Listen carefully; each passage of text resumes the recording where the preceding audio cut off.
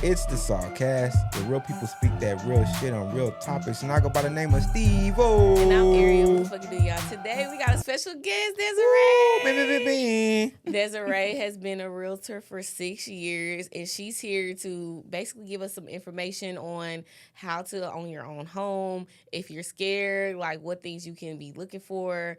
A little bit about herself, just in case you want her to be your realtor.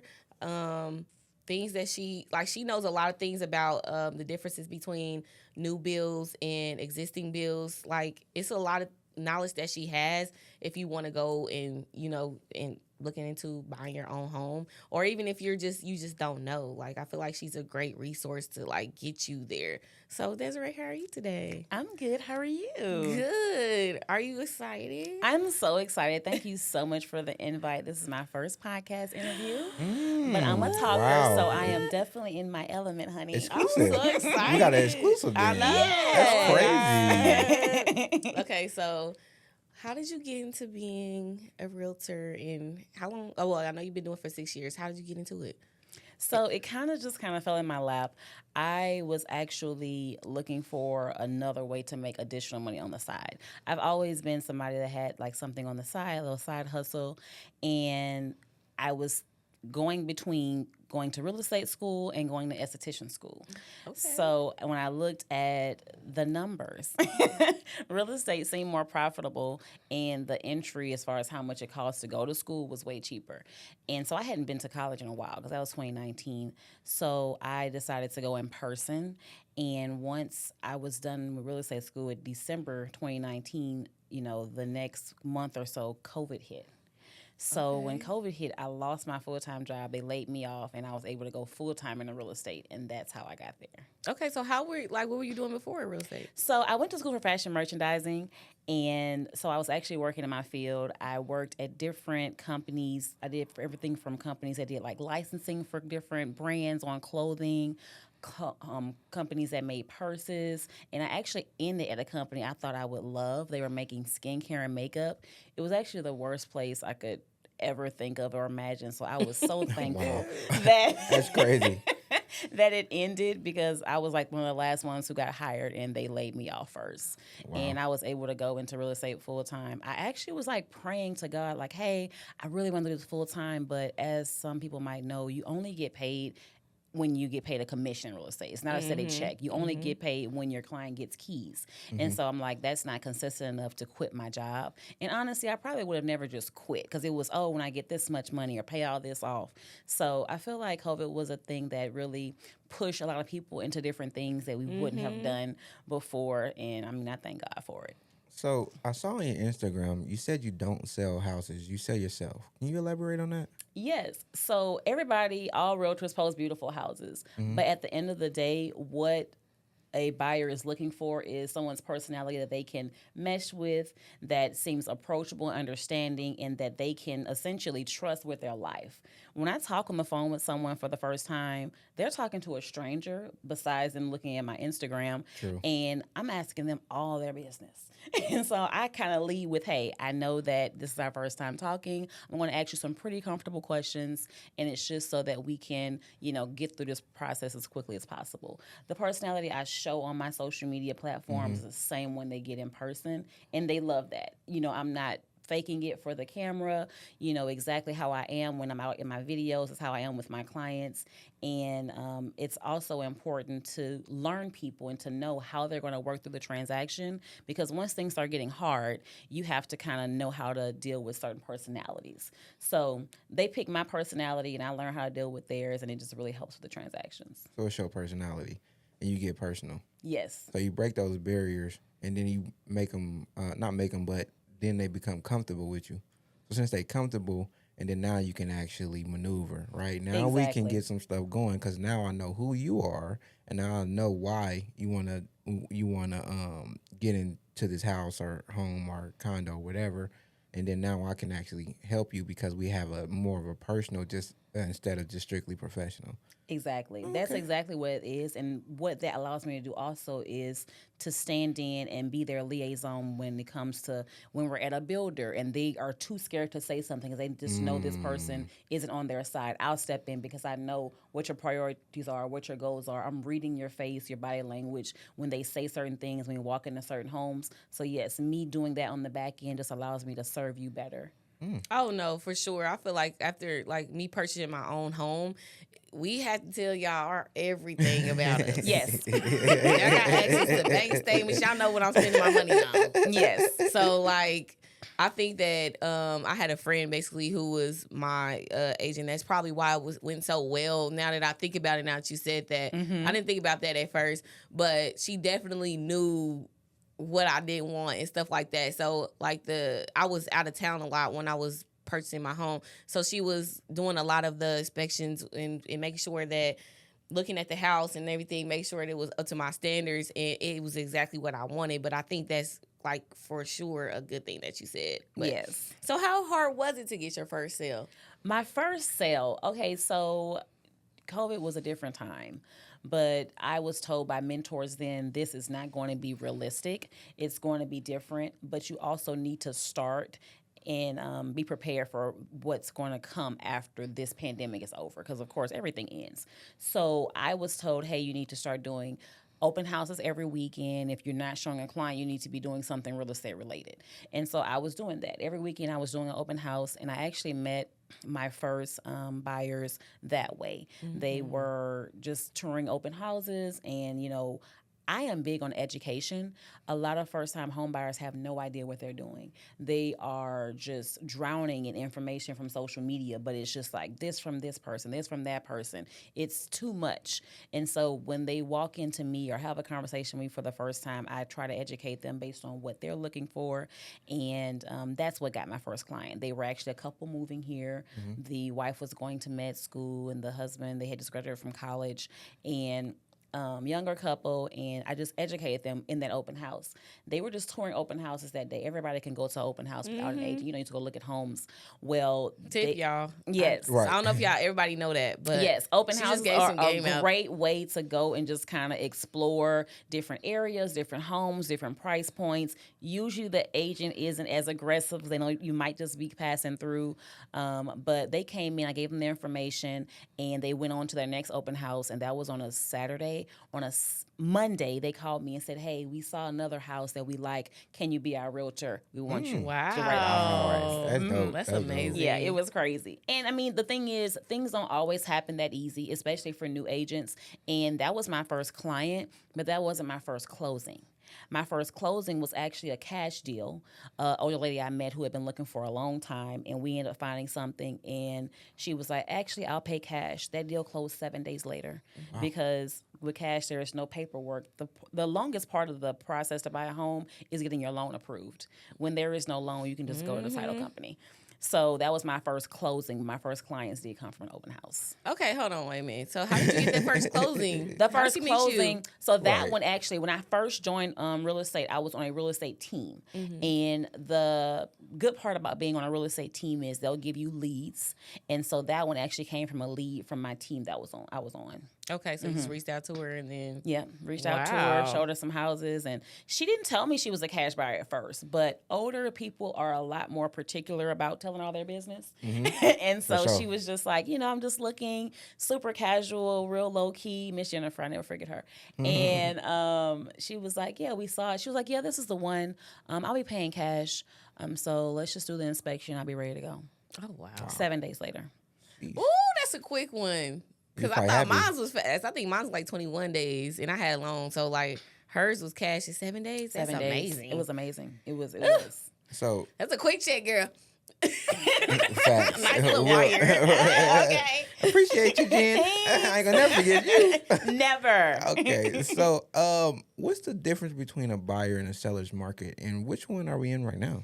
So a buyer's market, essentially what that means, like, it's a statistic. And what that means is they're going to be, I want to say it's more than 50% of more than half. What is a statistic? Essentially, there are more homes on the market than there are buyers. And for the seller's market, it's the opposite. So right now, we are in a buyer's market. We have a lot of inventory, and essentially, when you say buyer's market, the buyers are winning. Now, I wouldn't say that every buyer needs to go into the home buying process thinking, I'm going to get this, and this, because depending on where you are, what your budget is, what's available in that area, because real estate is very regional. Even if you were to say the Dallas-Fort Worth market, if I'm in Waxahachie, if I'm in Midlothian, if I'm in Forney, if I'm in Mesquite, every single area is going to be different and performs different. So right now, the buyers are winning. We're seeing lots of incentives with the builders. They're offering lower interest rate. They're offering closing costs being paid. I ask for everything. I'm asking for appliances. I negotiate. My goal is for my client to be fully satisfied in whatever way that is, and they let me know that up front. So if they're saying, hey, I really don't have that money up front to pay that larger earnest deposit, we're negotiating it. If they don't want to buy all the appliances, we want a washer, dryer, refrigerator. If the price is just a little bit too high, can we have something off the price? All they can say is no, but I ask for it all. That is just something that another reason why, it's good to have a realtor on your side, because I know all the negotiating points and I'm not afraid to ask. All they can do is tell me no. I'll let my client know up front what probably will happen, because I typically can tell, but I'm asking for it all. Well, that's what makes you. So what are the benefits of owning your own home, and do you think that everybody is capable of doing it, or only certain people? I do think that everybody is capable of owning their own home, but I don't think that home ownership is for everybody. Okay. I know that probably sounds crazy coming from a realtor, but it's just not. There are certain people who, are in downtown areas, like we're in downtown Dallas, and they love that city life. They want to live in that condo. They want that concierge. They want that convenience, and that is where they will probably stay forever. There are also people who want to own a home. I think the benefits of owning your own home is, number one, just ownership. I think especially, for people that look like us, it's becoming a thing that is more the norm, but it wasn't something that we've seen a lot of growing up, and it wasn't something that was always talked about. It's a part of the conversation now, and, we want to be a part of that club. We are paying rent. Everybody pays rent. The average rent in Dallas-Fort Worth is about $1,700, $1,800. Well, I will say that the days of, you can buy a house for the same thing you're paying your rent, that's not the truth. Please don't think that that's going to be the thing. The average, it's not. Okay, it's not. And one of the first questions I ask is, hey, unless you cash like that, right. Oh God, if you cash like Jen. Once I ask, hey, what do you want to pay monthly? And when people start saying, I pay this much in rent, I want to pay this, or I want to pay less than my rent, that's not reality. The reality is, if you're going to buy a home in Dallas-Fort Worth, the average mortgage is between $2,500 to $2,700 a month. That's what you're paying. It's not going to be $1,700, $1,800. It used to be $2,000 a long time ago. We're not there. So number one, you're going to be doing that. But it's yours. You can do whatever you want to it. You can change it up, make it yours. You can pass it down for generations. I feel like we really need to hone in on that and know that we need to own things. It's always tell people, don't ever sell your first house if you can help it. Make it an investment property. Keep it in your family. Pass it along to your children. We need to create that legacy that wasn't able to be created for us. For whatever reason. And that's why they're always like, don't sell grandma's home. Don't. Even if no one's living in it, pay the taxes, let it just sit, and then maybe something will come along and you'll get a big payout, but hold on to that as long as possible. I think that's the benefits of home ownership. Okay. The biggest benefit is the legacy of being able to pass something down. I believe that for sure. I mean, because it is so helpful. Like a lot of times, people... I hear people like, I can't wait till, I'm growing all that. We've said that silliness too. And then you get out and it's like, whew, like imagine how helpful that would be if you could pass. People are buying homes for their kids in college to live in, so they don't have to worry about that hanging over their head, not having to work and do things like that in college. And if they leave, okay, now it's an investment property that's for that child. Like putting our future generations in positions like that, I think will just benefit us in the long run. For sure. That makes sense. Would you recommend a new build or existing build? I am the new construction queen, honey. I will always say new construction. New construction. That's interesting to me. Is it? Yes. Why is that? Because I thought, and you can correct me because you're the expert, that taxes go up Don't they on new builds? Taxes go up on everything. Okay, but like significantly, I thought. So what happens is Okay. whenever the tax assessor, so we were speaking a little bit briefly before about your county tax assessor. So whatever county you're in, that's who assesses your taxes for your home, right? That is done every year. So they drive around, they say, okay, 123 Main Street, here's the house, this is what the taxes are, or this is what the property value is essentially. Well, before a house is built, it's dirt. Right. So that's why the value is little to nothing. Well, the next year, it's going to be a house. Mm-hmm. So that drastic increase is because they're comparing nothing to something. A title company, which is one of the parties to a real estate transaction, which a buyer is going to have contact with, they're going to estimate what your taxes are based on the taxes in your area, and you also have your tax rate, so you know what it's going to be. Okay. So if your house is valued at $300,000 and your tax rate is 1.9%, they're going to multiply that, and that's how much you're going to pay in taxes a year. You're always going to go by that number. If you were to go and look on the county assessor's website and see what that number was when it was dirt, that's just non-existent to you. You want to always go by what the estimated value is because that's what they're going to assess it on. Another thing, why they go up. In Dallas, our properties appreciate. We haven't had a depreciating year as far back as we know. So the values of the homes go up. That's going to continue when we have more corporations moving here, more families moving here. That's going to continue to go up. So as your home value increases, you're going to pay more taxes on them. So that's the drastic jump that new people who buy new construction homes will see. But I already let my buyers know, hey, we're going to plan for this. You are paying this much in taxes. Next year, put it aside. Just imagine you're paying this much in taxes. Like, this is cute, this little first year, but in reality, this is what you're going to be paying yearly, and it's going to go up every year. And that's what you have to prepare for. Okay. Which one did you say you would recommend? New construction. New construction over development. Why? Because especially as a first-time home buyer, it just takes so much off your plate. One, I always encourage a third-party inspection to all of my buyers because I don't care how known the builder is, humans are building these homes, right? Mm-hmm. So they're going to let us know, hey, well, they missed this stud, and they did this, they did that, and the builder will typically get it fixed. So you're going into a brand new perfect home to, whatever extent that means. You also are going to have a warranty. Most builders are going to have a warranty that's called a 1, 2, 10 warranty. The minimum is 6 on that 10 part, but the good ones will still do 10. The first year, I call it the bumper to bumper. Anything that happens, the builders are going to fix it. And of course, this is not like, just regular wear and tear things, but things that actually go wrong with the house.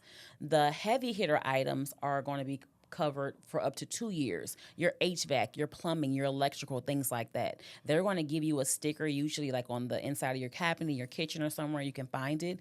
And they're giving you access to actually install the things in your home. And they have your name down saying, hey, she bought this home 2 years ago. Go ahead and fix it for her for free. Going into a brand new home or a home period from like renting and having to buy furniture and move and things like that, you don't need all those expensive overhead. And also, even if you were to get a third-party inspection on, for say, a pre-existing home, things just happen. If your HVAC goes out, it's 90 degrees and we just in March, y'all. If that HVAC go out when we hitting 120 in July, you dropping that $10K. So if you can just get a new construction and, alleviate those type of costs, and also knowing that it won't happen for, at least a few more years because it's a brand new system, why not?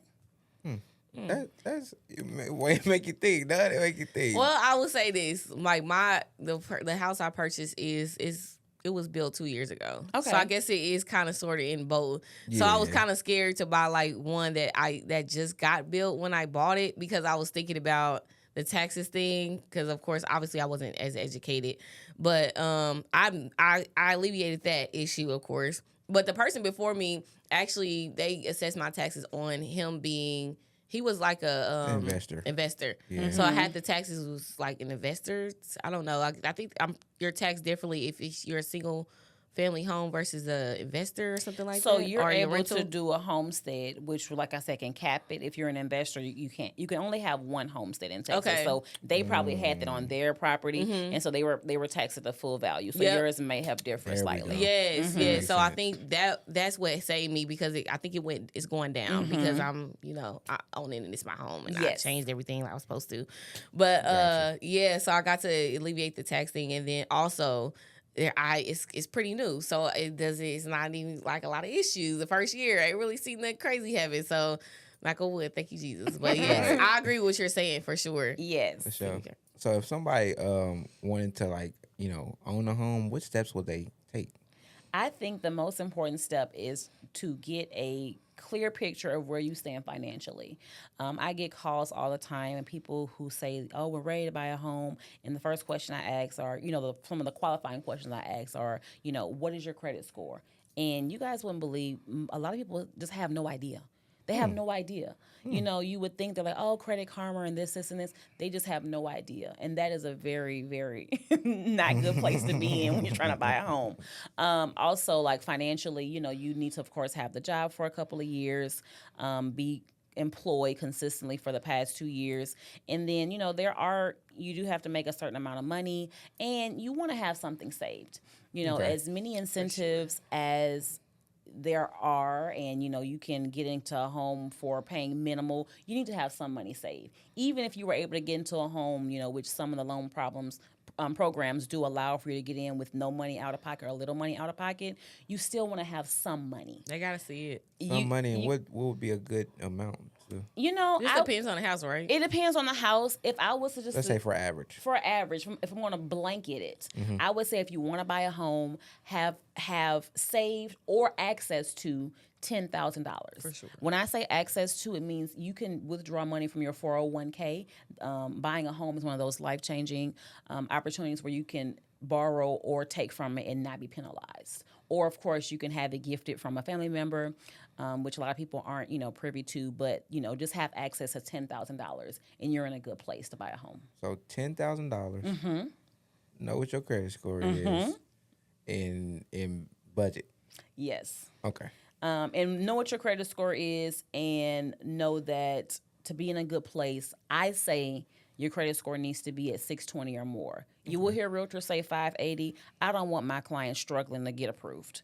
I want you to be fully approved. I don't want it to be any questions. I don't want anything on the back end where we're about to get your keys and they're like, oh, never mind. 620. And see, that's what makes you more of a people realtor as well. Yes. Because now you're like, all right, I'm going to put y'all in the best position. Make sure you got that 620, not that 580. Yes. Yeah, I would say for me, one thing that really helped as well is like I have a lot of different accounts in the same bank, so they can see where the money was moving and stuff like that. It wasn't hard to find out, oh, this money went there, that money went there. Like, if I put my money in my 401k, I didn't just, and then I don't do a lot of cash deposits either. So they're like, sometimes when through the process, if you was like to throw some cash in there, they like, where the cash come from? So that's something that they don't like either. So they like a consistent flow. It was easy for them to see, oh, she got a check here. She put the money there. She put the money there. She put the money there. And it was really consistent over the few years. So they was like, okay. Because, like, I feel like, and I don't know if you know that, well, not you do know this, but I'm saying, like, with Black women and Black people in general, especially a single Black woman going through that process, they're a little bit more hesitant sometimes. Like, it's a little bit, it went a little faster because I had my ducks in a row. But if you don't, they might ask you extra questions that they don't normally ask other people. Yes. So, like, if you just follow what Desiree is saying, and then also try to have all your money in like a similar one bank or maybe two, then they can see what's going on and it can be a little bit easier. Because they put us through a little bit extra stuff. Yes. And what happens is they need the money to be sourced. So, think about it this way. I've been asked before, hey, I have some money and I want to buy a house. You can buy a house cash, but buying a house cash is not putting money in a briefcase and going to the title company. Buying a house cash is your money is in your bank account and it's seasoned, meaning it's been sitting there for a while, or they can see exactly where it came from. Okay, I didn't know that. We can't use mattress money to buy a house because they need to know where it came from. It has to be sourced. And so it kind of goes back to what you were saying where you were like, hey, I had these different bank accounts. I had one client, she probably had about 6 different bank accounts. They need to see a statement from every account you have. No, for sure. Every account you have. So not only will you know your credit score and things like that, you need to have access to all those accounts. If it's an open account, you need to have access to it and have a statement for it. And when it comes to like the underwriting part, which is the back end of the loan qualification, they are going to say, okay, well, you said you have this much and this much. We're going to go make sure all this makes sense. And, okay, you said you're doing this and this. And they'll start asking for different things. My clients have what they call a letter of explanation because you decided to give your sister $400. You buying a house. You can't do that right now. Like, once you decide to buy a house, everything needs to stop. You need to lock this down. You need to stop using credit cards, honestly. And you need to be really routine. They want to see routine. That's why they'll it's easier for someone on W-2 to buy a home because they get that same paycheck every week, 2 weeks, 3 weeks, 4 weeks. Our entrepreneurs, they put us through the ringer. So you have to really make sure all your ducks are in a row. And luckily you had that guidance and you knew. But yeah, if not, if you go into buying a home and things are just all over the place, that's going to make that process a lot harder. Okay. Okay. What are some things that a realtor can advocate for a client that a client normally doesn't think about when they're going through the process? I would say it's just kind of things we've all been talking about, but the clients just don't think about it. A client's going to think, oh, okay, let's just take money off this bigger price. They think that taking money off of the price of the home is going to benefit them the most. And honestly, it usually doesn't. We want to take money off of things like if we're going to have contributions from the seller or contributions from the builder. Right now, our interest rates are where they are nationally. But if we can take money that they were going to be giving to us and buy down that interest rate, we can get your monthly payment lower, which is what's most important to most people. Taking $10,000 off of the price of the home may move your price $60 a month versus taking $10,000 to buy down that rate could, reduce it by $150 or more, which is a lot more impactful versus, just on an everyday basis. No, for sure. So just kind of allocating where the negotiating is going to come from, such as buying down the rate.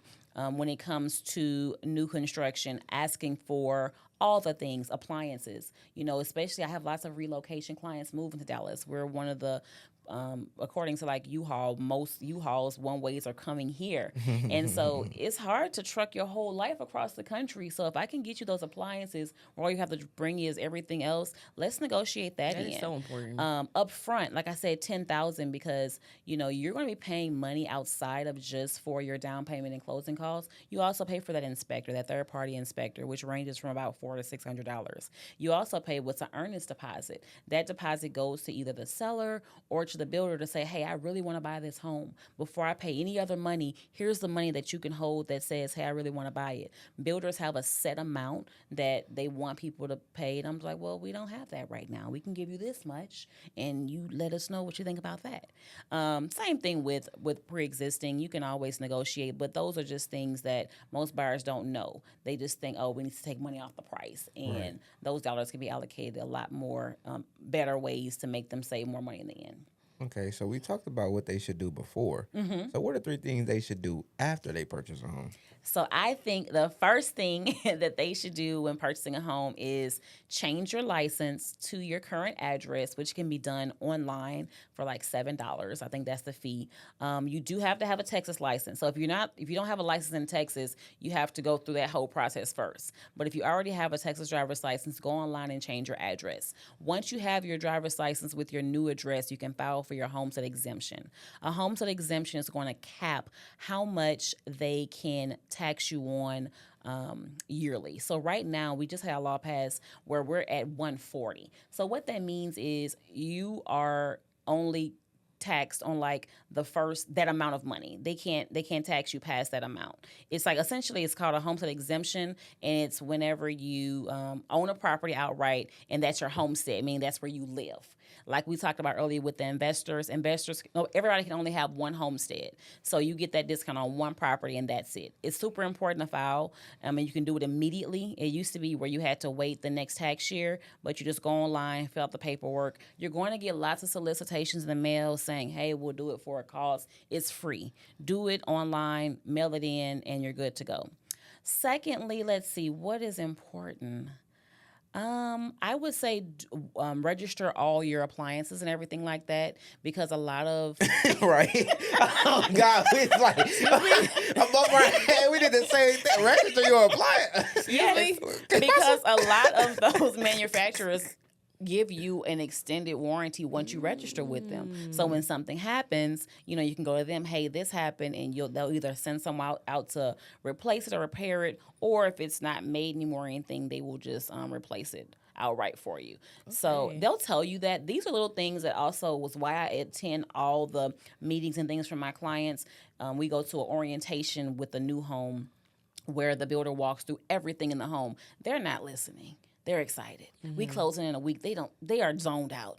So I'm just listening for all these things and letting them know, hey, in a week later, I'm like, hey, whenever you move in, make sure you go ahead and register for everything. And I typically send it out 30 days later about the homestead, because you want to get settled and everything, because changing your license and all that could be a thing. Mm-hmm. Number 3, what else is that important, or say you need to do that immediately when you moved in? I got you. You said change your license. Mm-hmm. You said file homestead. You said register all your appliances. Oh, okay. Well, yeah. There we go. That's 3. That's 3. Those are the most important. Register your appliances with fire. Yeah, because most of them have extended warranties if you just register with them. Mm-hmm. And then it's usually a QR code. You just do it, type in your information. When you get a third-party inspection, a good inspector will have all the serial numbers in your inspection report, and you can just do that for your when you register. They'll have that for you. Okay. Mm-hmm. Yeah. Right. I'm definitely going. Okay, I'm trying to think. I had another question for Desiree about after you purchase your home. I'll just go to the next one. What's your end goal? My end goal is to develop land and have some buildings for myself. So I want to be a developer, and I want to, build some new construction homes myself. Real estate.